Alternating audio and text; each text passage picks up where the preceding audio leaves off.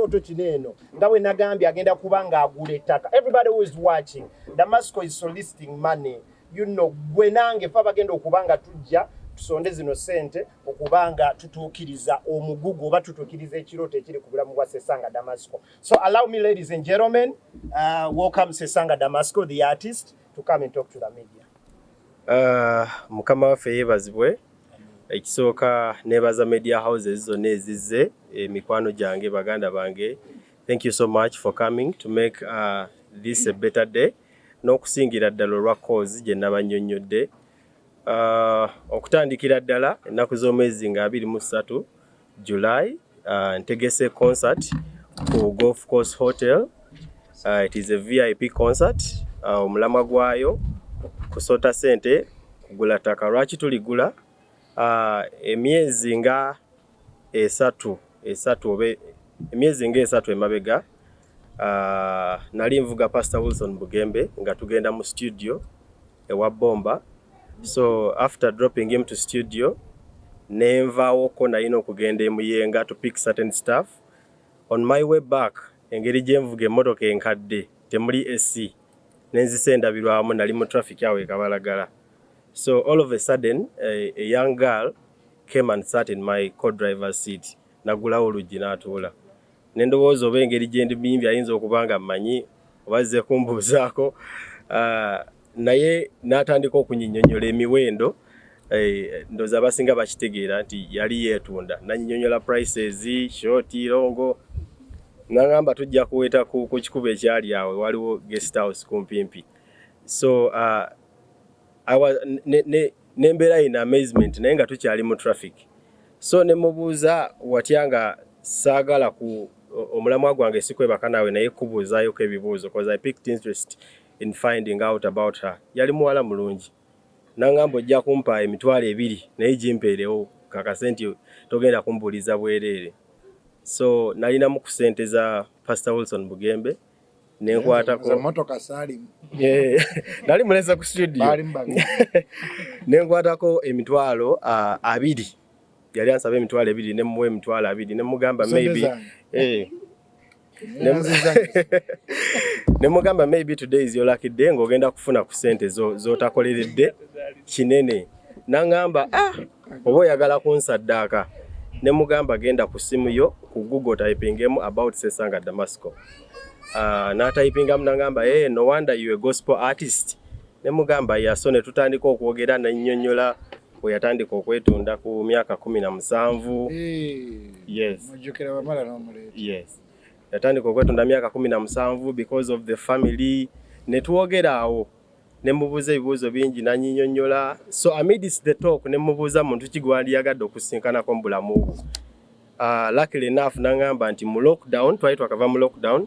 Yali alaba enjiri ku one of the media houses, enjiri yaffe ebeerayo ku Saturdays nga agiraba nga agoberera ne ku NBS ku Sunday. Nagamba negomba nnyo okusinkana Pastor Wilson Bugembe. So ne mugamba what if today is still your lucky day ng'ogenda kumusinkana.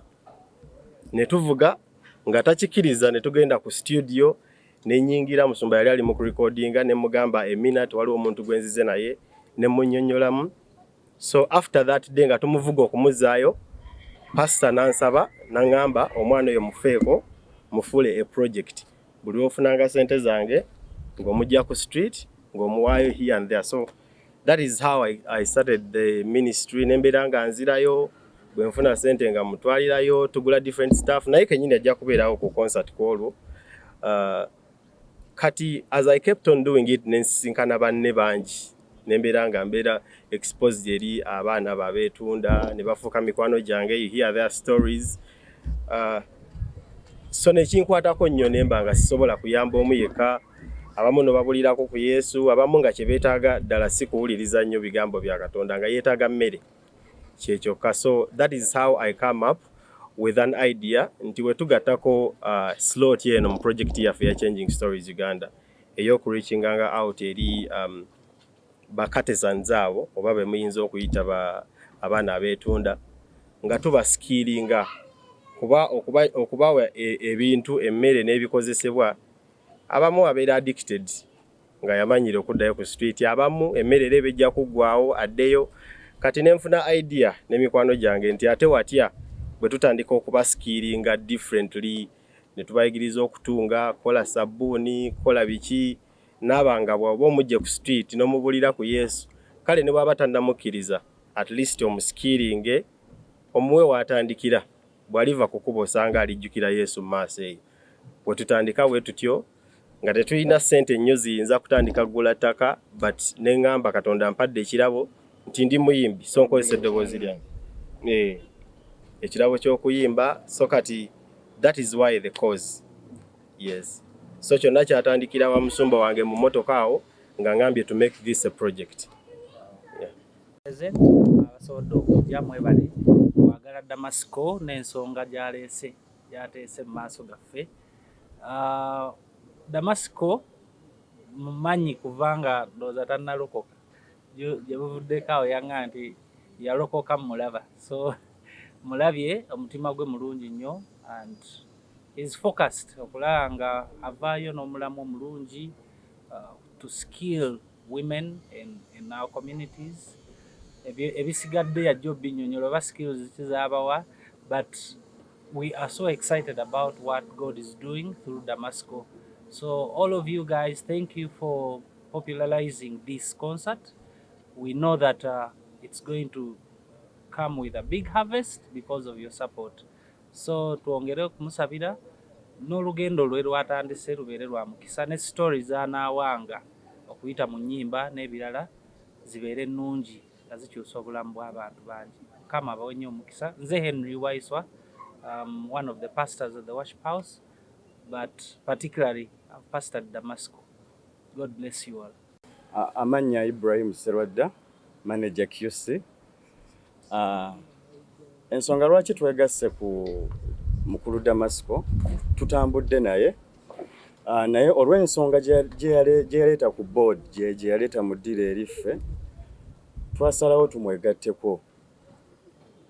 Kiba kya muwendo nnyo okusavinga Mukama mbikolwa ebimu, so twamwegattako tugenda kuba naye mu lighting, tugenda mu stage ne sound weewaawo. Amina. Oyagala omukolo gw'enjawulo gubeere n'ebijjukize mu nnyumba yo? Kankwanjulire ba King Montage Photo Studio. Ffe bakafulu mu kkuba ebifaananyi n'okukola video. Olina wedding, birthday party, kukyala, nika, baby shower, photoshoot oba music shoot na buli kimu kyonna ky'oyagala. Ffe tusobola okuwa ebijjukize ebirungi eri ebirooto byo. Ate nno mwana wattu kusintiiza omuntu wa bulijjo. Tusangibwa Nankulabe ku Bitaala ku Prime Tower Level 3 Room D04. Okumanya ebisingawo tukubire ku nnamba zino: 07 2 1 4 oba 0755 3 731 oba 0777 23 405. King Montage Photo Studio. Ffe tusobola okuwa ebijjukize ebirungi ate nno mwana wattu kusintiiza omuntu wa bulijjo.